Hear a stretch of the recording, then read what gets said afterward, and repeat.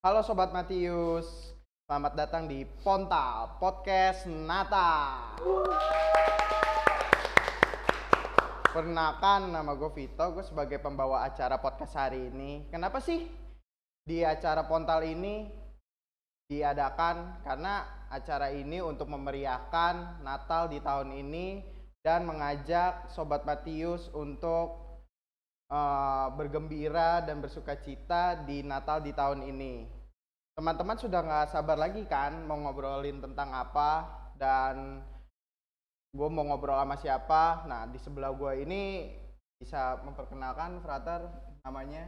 Halo, itu. Ya, halo. Halo, Sobat Matius. Perkenalin, nama aku Frater Yohanes Epifanius Vincent. Biasa dipanggil Frater Vincent ya. Ya. Ya.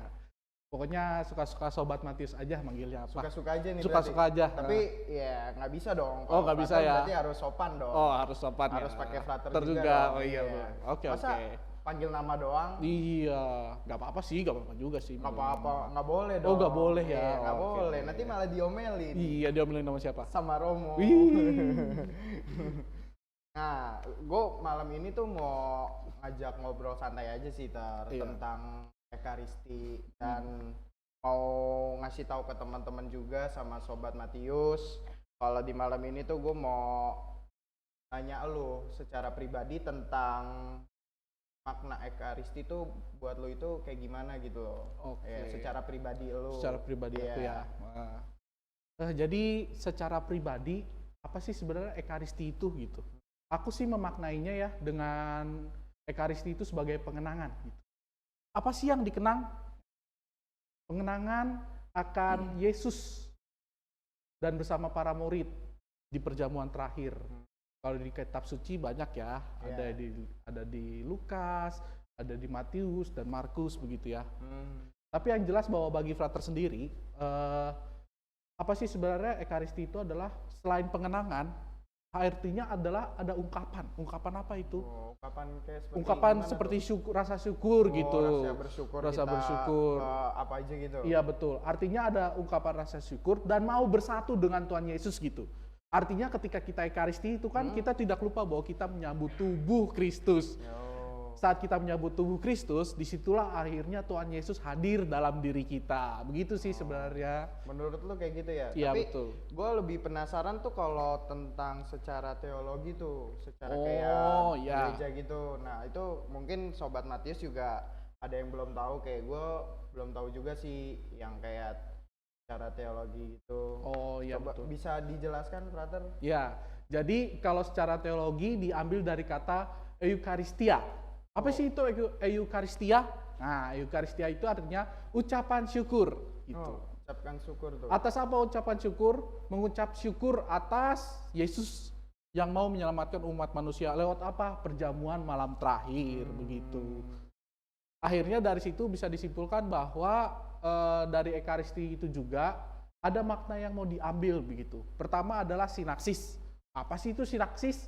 Nah, sinaksis itu artinya perkumpulan begitu. Kalau kita ke gereja nih, kita kan pasti berkumpul bersatu begitu ya. Rame-rame itu. Iya, rame-rame.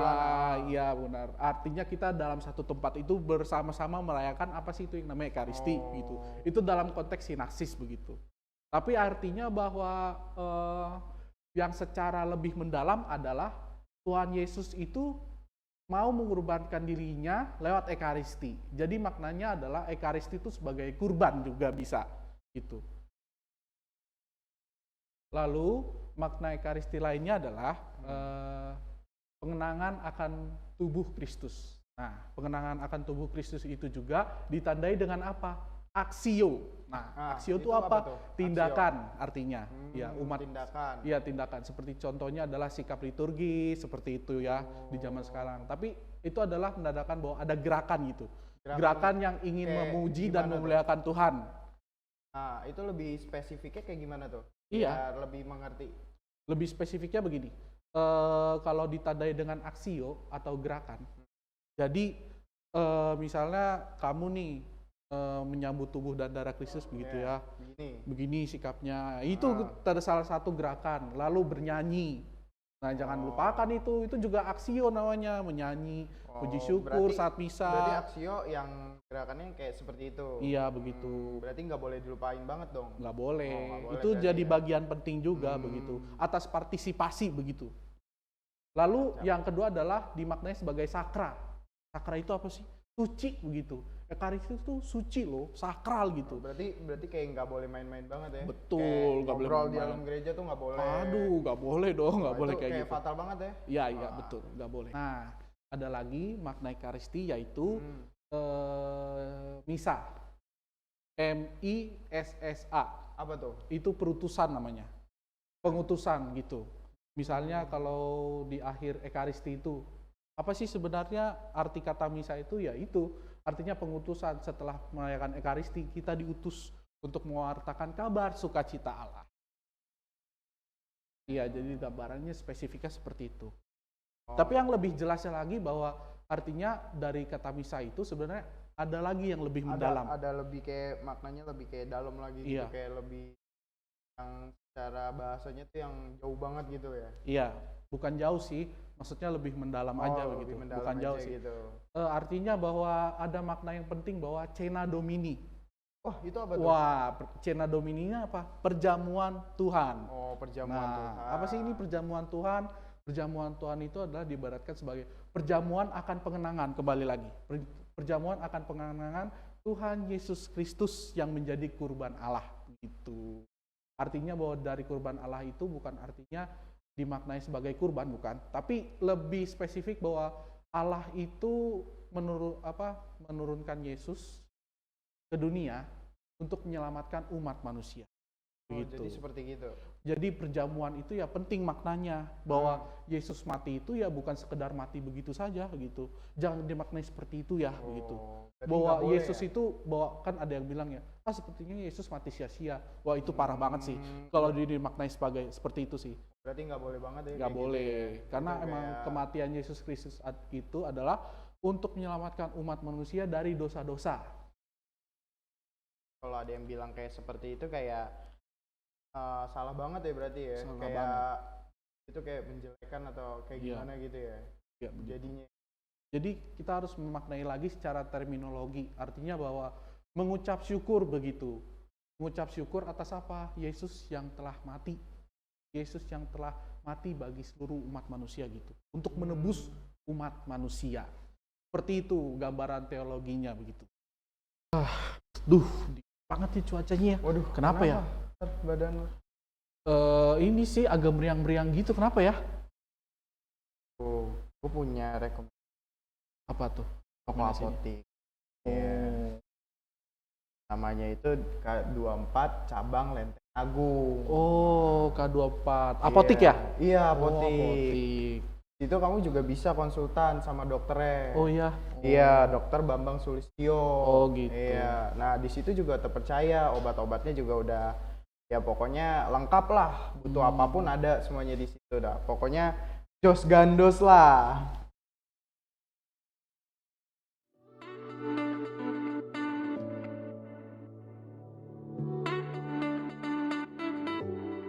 Nah, pokoknya begitu.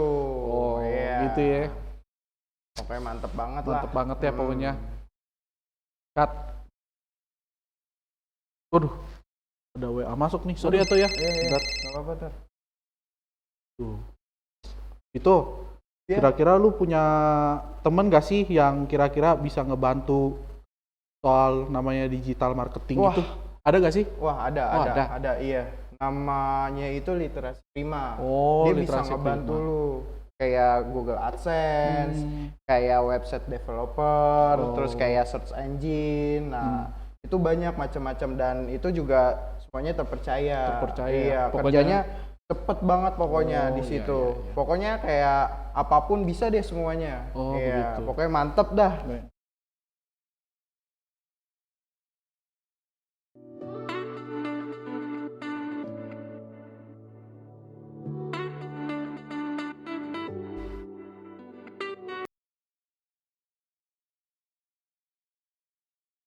Bagi Sobat Matius yang punya usaha dan ingin memasang iklan, bisa menghubungi email di bawah ini ya. Ayo kita tunggu ya biar Ya. acara Natal kita lancar. Hayu. Hayu, hayu. Nah, balik lagi nih ke topik pembicaraan yang tadi. Tapi nih gue mau nanya lagi nih. Situasi yang terlihat sekarang dalam menghayati Ekaristi tuh menurut kamu gimana Oke, kalau menurut aku ya, Hmm, setelah pandemi ini umat mungkin lebih banyak kurang menghayati sih.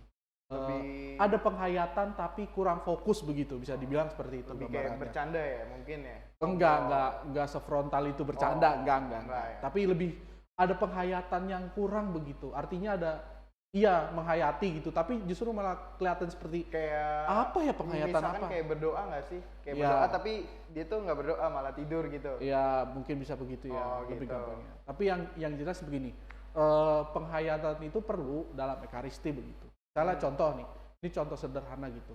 Ketika berdoa begitu, kamu kan pasti berbicara dengan Tuhan begitu kan, ibaratnya. Gak mungkin dong kayak ibaratnya kalau kamu di tempat tongkrongan, kamu ngobrol sama orang berdua, terus tapi kamu malah main HP gitu gak dengerin. Oke, Sakit hati gak sih yang ngeliat kayak gitu? Kayaknya sih sakit hati sih kalau kayak gitu. Nah sama, diterapkanlah kayak ekaristi begitu. Kalau kamu berdoa, kalau kamu mengikuti ekaristi, itu kamu harus fokus begitu. kayak- Fokus dalam artian itu tuh berasal dari hati gitu loh. Mungkin lebih menghayati gitu. iya lebih menghayati. Contoh sederhananya dalam berdoa begitu. Kalau bisa berdoa tuh fokus minta apa, wujud syukur, ungkapan begitu. Halnya begitu. Tapi jangan lagi ketika berdoa tuh malah ada pikiran-pikiran yang lain. Aduh, utang gue ada berapa ya gitu-gitu. Ada fokus-fokus yang terganggu begitu. Itu kan kurang fokus begitu ya Jadi dalam berdoa. lebih fokus buat berdoa yang lebih baik ya. Ya gitu Yang contohnya. kayak pikiran yang lain tuh dihilangin aja gitu nggak sih? Iya begitu. Itu kan dalam hal berdoa, sama dalam hal ekaristi Iya. begitu. Bagaimana ketika kita mendengarkan bacaan, ya enggak? Terkadang nih sulit kan mendengarkan bacaan begitu Iya, kan. pasti Kadang-kadang aduh banyak ngantuk tidur gitu. ya, tidur, ngantuk. Apalagi denger homili romo gitu kan saat ekaristi ini. Itu kayaknya pada males deh. Iya, kadang saking pengen dengerinnya kepalanya ngangguk gitu kan, ngangguk-ngangguk. Iya Romo, Kejedot, iya Romo gitu kan. kejedot, Iya. dar. Betul lebih gitu kan. Tapi kan yang penting kan sebenarnya dalam penghayatan itu kan fokus untuk mau mendengarkan, mau ada intensi lebih untuk apa sih sebenarnya ekaristi itu begitu. Dalam penghayatan harusnya begitu. Seberapa penting sih ekaristi dalam hidup saya gitu. Jadi kayak kita tuh lebih fokus ya dalam misa ini ya, jangan main-main, jangan bercanda gitu. Iya, jangan bercanda. Mungkin nggak bercanda juga ya, tapi Iya. janganlah ada pikiran-pikiran lain gitu dalam ekaristi. Kayak Jadi mikirin gue besok mau makan apa nih? Kayak, iya gitu. ada utang berapa nih? Iya, khawatir itu pasti ya. Iya, Nggak pasti menyalahkan ada. kok perasaan khawatir saat misalnya nggak apa-apa itu manusiawi menurut aku sih. Cuman emang ya penting lagi bahwa penghayatan dan situasi yang terlihat bahwa situasinya tuh harus sakral begitu dalam menghayati ekaristi begitu. Jadi intensinya lagi bukan sekedar apa ya. Jadi kalau misalnya menyambut tubuh Kristus tuh kamu tahu gitu loh, kamu menyambut tubuh Kristus gitu. Itu tuh bukan lagi dilihat roti begitu.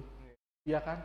Karena kan ya itu balik lagi ke penghayatan diri masing-masing. Iya, ke dalam diri kita masing-masing ya. Iya, tapi ya itu aku pakai analoginya kamu bisa ngerasain nggak ketika kamu ngobrol, teman kamu yang ngobrol itu malah mengacuhkan kamu gitu. Ya, Sama kayak- halnya dengan ekaristi gitu. Kamu mengacuhkan Tuhan gitu padahal kamu ekaristi.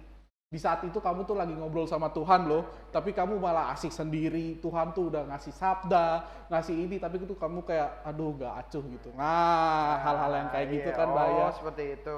Berarti kayak ya sama aja sih, kayak dia lagi butuh Tuhan, tapi dia malah sia-siakan Tuhan. Ya. Iya gitu loh. Tuhan mau hadir, Tuhan mau datang gitu, tapi kamu malah mengabaikan gitu. Dengan sikap kamu yang tidak serius dalam ekaristi.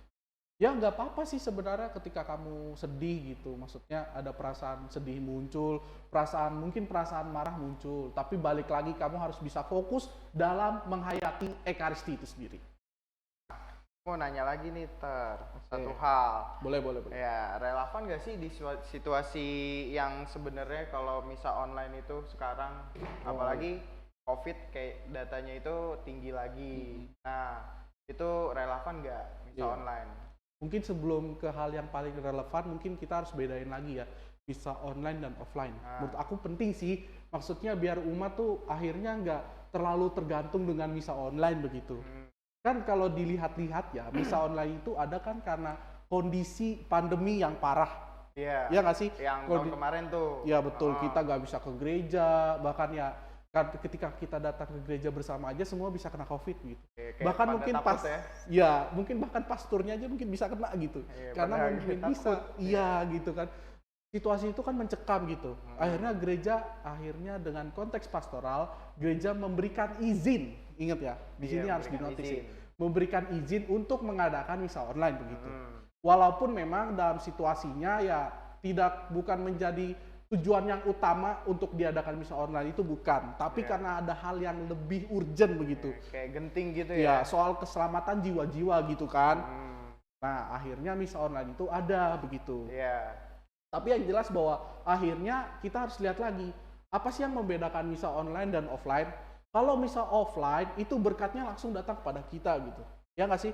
Kalau kamu datang ke gereja nih, berkat pembuka, berkat penutup imam, Iya. itu kamu rasain banget gitu. Iya. Kalau kamu benar-benar Kalau menghayati. online beda banget. Kalau rasanya. online, kamu bayangin aja gitu, rahmat itu bisa lewat menembus TV begitu ya. Nggak mungkin, pasti nggak mungkin banget. Iya, Nggak tapi mungkin. begini, bukannya nggak mungkin. Tetapi kalau dalam situasi seperti itu, mungkin saja terjadi. Mungkin. Karena akhirnya rahmat Allah sendirilah yang bisa membuat berkat itu melewati batas digital, ibaratnya gitu loh, batas dinding digital itu. Karena memang situasi yang ada begitu. Tapi sekarang kan situasi sudah kembali normal, akhirnya kita balikan lagi dong, Iya. misa offline begitu. Misa offline-nya. Kita datang lagi ke gereja, kita mau mengikuti misa dengan protokol kesehatan yang ada begitu. Jadi sekarang balik lagi nih ya ke hal yang relevan. Iya. Kalau menurut aku sih dengan situasi yang sekarang harusnya relevannya sih misa offline ya, bukan lagi misa online. Iya, Jelas. bukan. Kalau misalnya dibilang kenapa lebih relevan misa offline, ya jelas lah di gereja enak banget loh. Kita datang udah bisa cuci tangan, dapat hand Iya. sanitizer, pakai Ngecek masker lagi. suhu tubuh. Iya, cek suhu tubuh. Kalau protokol udah pasti ya, Iya, gitu, udah pasti. ya kan? Nah, dengan adanya protokol kesehatan yang masih ada, harusnya nggak perlu khawatir lagi dong untuk Iya. datang ke gereja, Benar. begitu, ya kan? Tapi kan semenjak dampak kayak gitu, kayak umat-umat jadi males banget gereja gitu loh. Iya, mungkin bisa dibilang malas ke gereja, mungkin karena sudah terlena dengan misa online gitu loh. Kamu bayangin ya, mungkin kita nggak bisa tahu gitu setiap orang bisa misa online atau tidak, tetapi kan ada penghayatan yang mungkin kurang lebih mendalam gitu dalam misa online itu sendiri. Tapi ya balik lagi gitu, kita harus mau menghayati lebih misa offline. Saya mau nanya nih gimana membangun Nah, dan mendorong umat untuk kembali misa, kembali ke gereja secara konkret. Karena kan zaman COVID kan misa online, terus umat-umat tuh pada maunya misa online, mulu nggak mau misa offline gitu. Jadi kayak gimana tuh caranya Ya, jadi bagaimana cara mendorongnya mungkin kembali lagi ya ke pribadi masing-masing. Ya agak putus asa ya terdengar. Tapi begini, aku sih mau sharing aja sedikit ya. Jadi kita kan tahu ya dalam seminggu itu kita dikasih waktu 24 jam. Iya. Dalam benar. 24 jam itu kita potong lah, ada waktu tidur kita misalnya 8 jam. Iya, 8 jam. 24 kurang 8 itu berapa? 70, 80 Enggak lah, 24 kurang 8 itu misalnya 16. Ya, 16, Ya, terus di 16 jam, 16 jam kali 7 kali gitu ya. 7 kan. Ya itu bisa 80 jam 80 lebih jam lah. lebih kan. Kamu bayangkan gitu loh, Tuhan cuma minta 1,5 jam atau 1 jam gitu dalam waktu yang banyak itu. Jadi Kamu kayak- bayangin nggak? Kayak males banget ya nggak sih? Dia Iya. jadinya kayak cuma 1,5 jam loh, kayak nggak Iya. mau ke gereja, Iya, sayang banget. sayang banget kan. Padahal kalau dia lagi kayak butuh sesuatu tuh pasti datangnya ke gereja. Nah Bener iya nggak sih? benar. Kayak Datangnya- dia misalkan kayak dia lagi butuh kerjaan nih, nanti datangnya ke gereja. Ya, Kayak iya. butuh pasangan hidup gitu, butuhnya ke gereja. Nah, Iya. padahal cuma 1,5 jam aja, Iya, kayak males bahkan- banget iya, gitu kayak- loh. Harusnya sih penting ya, maksudnya ayolah, aku tuh pengen ngasihnya tuh ayolah dalam banyak waktu itu mari kita sadari gitu. Ini tuh seperti makan gitu ya. Kalau kita makan kan kita lapar nih, kita butuh energi lewat makan gitu. Iya. Sama hati kita, spiritual kita itu juga dibutuhkan loh. Seperti mencas HP lewat apa? Ekaristi begitu. akhirnya Ekaristi itu menjadi penting buat kita untuk apa? Kita bersatu lagi dengan Tuhan dalam keseharian kita gitu. Iya. Itu sih makna yang paling buat aku apa ya? Akhirnya yang ayolah mau kedorong gitu loh. Ya, kayak jangan males-malesan lah, Iya. ayolah cuma 1,5 jam masa nggak mau ke gereja Iya, gitu. maksudnya jangan juga jadi ada pembenaran begitu loh. Kalau ada misa online kok, misa online aja lagi gitu. Maksudnya ayolah sekarang gereja kan sudah membiarkan gitu kita untuk misa offline lagi gitu. Mari kita datang ke gereja gitu. Iya. Jangan lagi kita terpaku pada misa online gitu. Padahal kalau misa online itu kan kadang umat juga kayak pakaiannya juga kayak masih pakai baju tidur. Nah, iya kayak gitu. Terus kayak masih ada yang tiduran, terus Iya. apalagi kayak parah gitu kayak ada yang lagi ngerokok. Kok, aduh. Kan itu lebih parah kan, kayak Iya, nggak itu kelihatan tuh. aja gitu Nggak kelihatan niat misanya atau enggak kan? Betul, itu aku setuju sih. Nah, makanya akhirnya bagaimana kita harus sadar Ekaristi itu menjadi penting dan bagian dari hidup kita, bahwa seperti kita itu menggantungkan diri pada pekerjaan kita. Kita mau bekerja kenapa? Karena kita butuh duit, sama gitu loh. Kita hidup, bayangkan ya, aku ngebayangin sih. Iya. Rahmat Tuhan itu baik ya. Tuhan itu memberikan udara untuk siapapun loh, tanpa terkecuali. Tuhan tuh memberikan kita nafas, memberikan kita kesempatan untuk hidup lewat kita bernafas, kita bisa menghirup oksigen tanpa memandang siapa orang itu, mau agamanya apapun, mau dia baik jahat, semua bisa hidup gitu loh. Kamu bayangin gitu, kurang nikmat, apalagi nikmat yang kau dustakan begitu. nggak Nikmat Tuhan, dinikmati. iya gitu, nikmat Tuhan apalagi kan, gitu. Mari sekarang kita sadari bahwa Ekaristi menjadi penting untuk membangun kehidupan kita yang lebih baik dengan Tuhan. Gitu. Terus ada satu hal lagi nih mungkin nih, Oh, mungkin iya, yang boleh. ya parah lah, kayak sepantaran saya mungkin Oh, yang iya, males-malesan ke gereja. Iya. Padahal kayak masih muda, energinya masih banyak. Iya. Kayak males-malesan aja gitu, kayak nggak mau offline, jadi Iya. maunya online terus gitu. Kalau Gimana ya caranya kayak buat ngajak gitu ter? aku sih lebih dari seperti Bapak Paus Fransiskus aja ya. Iya. Apalagi sekarang jelas bahwa mari orang muda Katolik harus mau bangkit gitu. Pesannya kan seperti itu kan. Bahwa akhirnya dari kebangkitan itu mari kita bangkitkan hal-hal yang lebih spiritual gitu. Artinya begini, kalau hal-hal yang spiritual itu sudah bangkit dalam diri kita, kita pun mampu merasakan kasih Tuhan gitu. Kita gak usah mikir-mikir lebih jauh lah. Kasih Tuhan itu nyata gak sih dalam hidup kita begitu.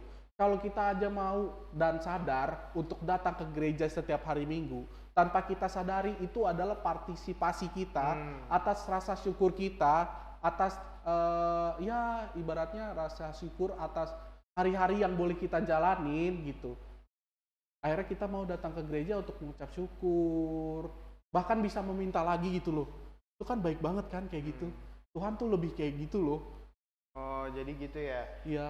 Oke sih Ter, cukup buat podcast hari ini, dan ya menurut saya materi yang ini berguna banget buat umat Matius, buat umat yang di luar Matius juga, buat teman-teman OMK yang anak mudanya juga berguna banget, kayak misalkan kayak Ekaristi gitu. Itu kayak harus bener-bener serius dalam Ekaristi gitu kan, nggak boleh bercanda, harus lebih menerima Tuhan dalam tubuh kita. Nah itu sih menurut aku sih kayak gitu. Terus kayak misa online itu kayak ya nggak usah lah, kita masih anak muda ya kan, harus punya energi banyak, juga harus bisa bergerak lah, masih muda. Masa iya masih muda maunya turu terus kayak nggak guna banget hidupnya. Mending ya ke gereja lah kalau nggak guna lah, biar berguna dikit buat orang tuanya kan, nggak jadi beban-beban banget gitu loh. Iya.